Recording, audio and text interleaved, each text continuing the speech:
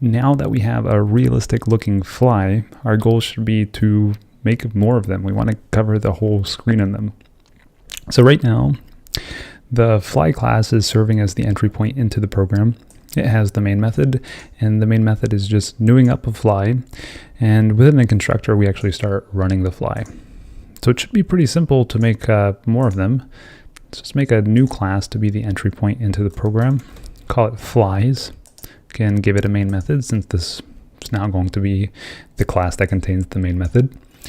And instead of just creating a single fly here, we could just create more of them.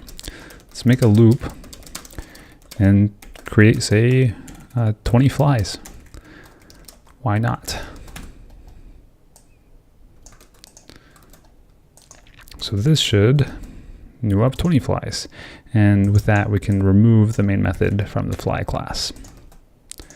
So let's run this.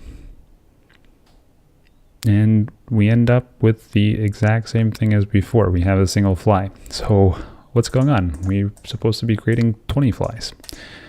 Let's see. So we new up a new fly, initialize all the initial state, and then call run. And here's the problem. We never return from run, because run has an infinite loop contained in it. So this constructor never actually returns. So this line never completes, and we never go back up to the top of the loop.